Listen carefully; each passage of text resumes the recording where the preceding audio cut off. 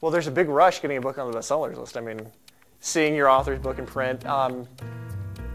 Every author I work with may or may not like me at first. I'm very abrasive. Oftentimes when people meet me, I'm young, you know, and I'm a little bit manic, and so people don't always like my personality up front. But over time, they get to know me and the tenacity I'm bringing to the table, and then once they get their book on the bestsellers list, they like me at the end of the process anyway. All is forgiven, yes. It's okay. He may be the most abrasive person you'll ever work with, but he gets it done, and that's all that matters. Once I'm able to deliver a best-selling book for them, yeah, I'm their best friend for life. Generally, what I do is I help information-based business owners use their book as a way to promote their business. Other than perhaps winning the Nobel Prize or the Pulitzer, there's nothing better than getting on the New York Times, Wall Street Journal, or USA Today or Business Week bestsellers list. As an example, I worked on a book by Jordan Rubin. He's the owner of a nutraceuticals business called Garden of Life, and he needed to elevate his expertise in that market, and the way he did that was by promoting his book, The Maker's Diet. He was able to increase his product sales by elevating his expert status in that Christian market, to leverage that to do a number of other things with other Christian experts. Another example would be Roy Williams. Before Secret Formulas was on the bestsellers list, he was charging $5,000 a seminar.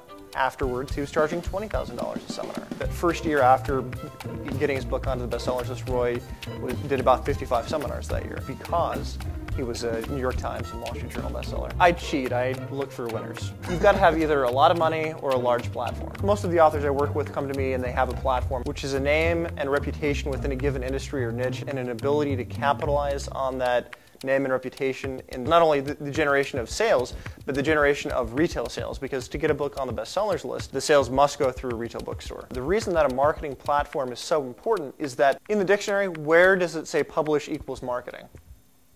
It doesn't. Publishers should be doing what I'm doing. The problem is that publishers are afraid to educate their authors that it's the author's responsibility to market books.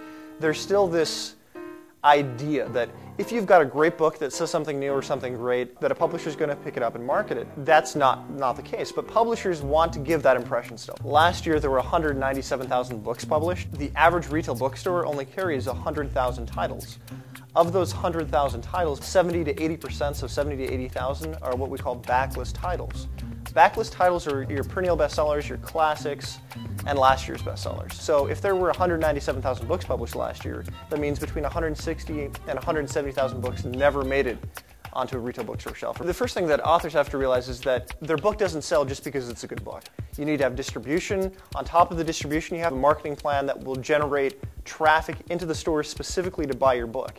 If you talk to a publisher, they'll understand if we've got this great design and this great distribution, that it increases the chances that the book's going to sell. And so that's what a publisher really does well. But as far as the mechanics of actually getting people into the store to buy the book, I think that's a bit of a mystery to even publishers. You could certainly get lucky. I mean, if you make it onto Oprah, sure, you could have a book that sells very, very well. But I prefer to be calculated, making marketing decisions that we know will impact the sale of the book, versus trying to be lucky. I know how the industry works better than most anyone else. I most certainly understand it better than any author or any other PR firm. What I bring to the table is having worked with 18 different authors and pushing each of their books onto the New York Times, Wall Street Journal, USA Today, and Business Week bestsellers list. It doesn't guarantee that a book's going to make the list, but it gives us our best opportunity because we're playing the game more efficiently than anyone else. Again, as I said, I stack the deck. in favor of the book. I'm looking for a select group of authors to work with. I'm looking for authors who are on the crux of being bestsellers, who need that extra guidance, that proven track record, and the industry insider knowledge. So I require that they spend between $100,000 and $150,000 on PR, that they guarantee that they will pre-sell 15,000 books. So if you have a well-written book that you really believe in and you're willing to get out on the road and properly promote, then you're an author for me.